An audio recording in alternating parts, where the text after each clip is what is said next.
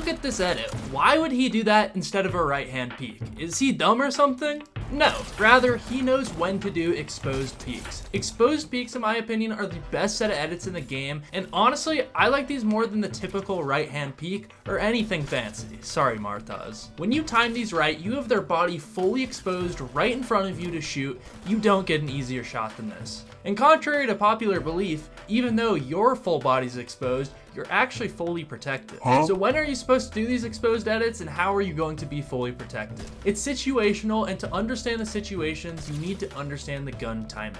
Everyone knows about pump delay. It's where if you shoot, you have to recock your weapon before you can shoot again. And this delay is around 1.43 seconds. And I'm gonna talk mainly about the pump since there's always some variant of it in the game. So depending when you're watching this, it'll still be relevant. But if you're watching it currently with the Gatekeeper and the Frenzy Auto Shotgun 2, those fire rates are much quicker, so you have to be really careful about exposed edits if the enemy has one of those. But back to the pros doing exposed edits, they rarely do it to someone with one of those other shotguns or the TAC or the drum shotgun, whenever those other ones are in the game. But they almost always do it when someone has a pump. And you can know if they have a pump by waiting for them to shoot and listening to how it sounds.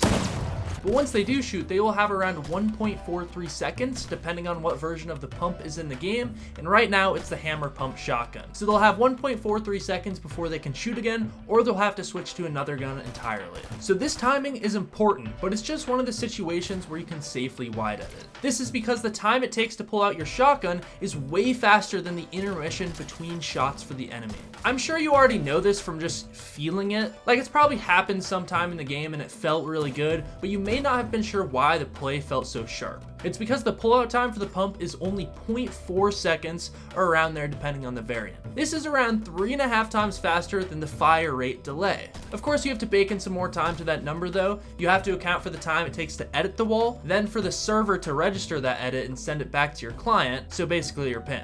Now, if we take the enemy's 1.43 seconds between shots minus the 0.4 seconds to pull out your shotgun, we are left with 1.03 seconds. So if you can edit the wall and have the server register that in under 1.03 seconds, you're good to wide edit. And then of course you can just scroll wheel reset the wall or quick reset on controller.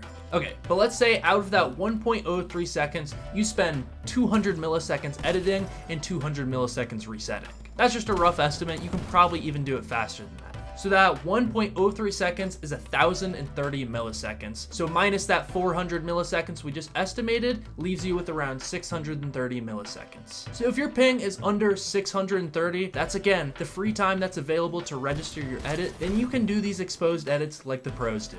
But that's not the only time you can do exposed edits and be safe. There's more. My favorite when done right is the Pickaxe Wide Edit. The enemy will swing at your wall, then on their next swing, they'll think they are about to break your wall, then you edit on them. The best part about this one is enemies expect you to edit, but they'll think you'll do a right-hand peek edit since it's quote-unquote safer. That means they'll align their crosshair on where that peanut butter edit would be and swing at the wall, thinking that even if you do right-hand edit, they'll still break the wall. And that's when you make an exposed edit right where their crosshair actually is. They swing at the air and get startled, and that is a great time to either shoot them or full box them. Most people when startled like this will immediately jump up. So if you're trying to box them, it's best to start with that upper cone. And I used to think that boxing people was really risky in case you get shot, but after learning this exposed edit trick and got the timing right, it's so safe. They'll literally have their pickaxe out, so you're fine to just have your blueprint out when building. They will then have to pull out their shotgun, which will give you another 0.4 seconds to get your box done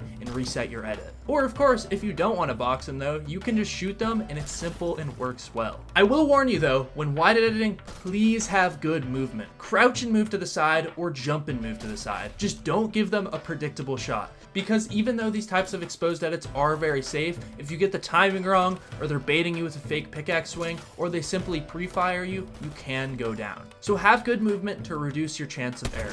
I again want to give you the statistically safest situations to exposed edit in.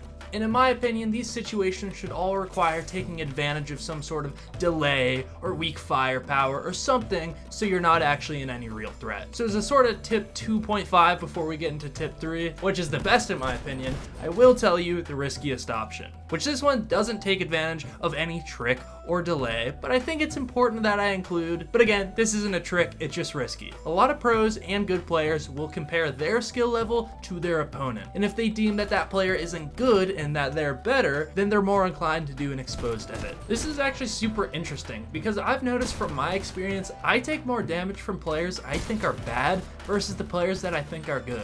You could call it underestimating, but I actually just think it's carelessness. Instead of doing a smart peek to save your health, you might just phase on in and take a lot of damage. And I'm not saying that's a bad thing since it does end the fight quickly. I just think it's super interesting when I'm analyzing and VOD reviewing these because against good players, I'm playing super sweaty box fights and corner angles, but the bots are still doing the most damage to me.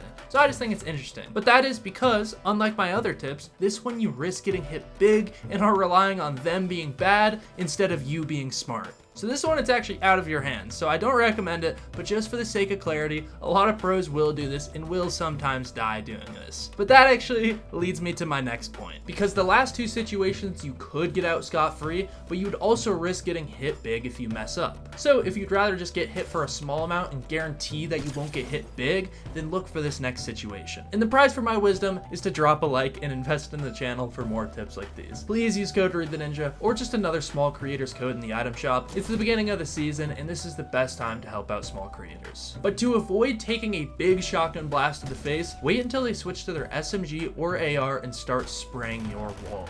If you wide edit at them now when they're spraying, you'll likely get hit with 1 or 2 bullets, but at least it won't be a 150 pump shot to the dome. I like this situation the best because I can usually tank a shot or two, and I know that the damage trade will favor me. Close range shotgun to the head or body versus SMG spray for half a second until I reset my wall. I like that trade. But not only that, sometimes you won't get hit at all depending on the enemy's goal. Like obviously if he wants to bleed shots through your wall to hit you and then you edit an exposed lane for him to shoot you, he's gonna shoot you. Again though, with that half a second window before you shut the edit, he won't get that many bullets on target. But the other goal that enemies often have is to break your wall so they can take it. In this situation, you might not actually get hit at all, because even if the enemy's crosshair is on where you're about to exposed edit, the minute you open that, they'll actually move their crosshair to somewhere where the wall still is so they can break it. Because their goal at that moment is to break the wall and replace it, not to hit you. So I like this edit a lot. I usually make a ton of space to fall back into in case the enemy does take my wall, but when you have a lot of space, the enemy will usually get impatient and go for wall takes more aggressively, meaning their goal is the second one, and you might not even get hit going for these exposed edits. Tricks like these you need to know to rank up. Each lobby and rank, players will know increasingly more tips like this. You might get away with something in one rank that gets you punished for in another rank. I made a video just about that, talking about how to adjust to each new lobby and rank you play in. So if you want to skip that adjustment period to each new play styles every rank, then this video is for you. I talk about the main things you need to focus on in every rank, and they all build on one another. Drop a like if you've enjoyed, and thank you to everyone who has invested in the channel recently. I know you guys truly believe I can be up next, so I really value your support, especially those using my code to help me out. As a small creator, it's a big thing to have people using because my CPM is horrible. Thank you guys so much for watching, and on that note, I'm signing off.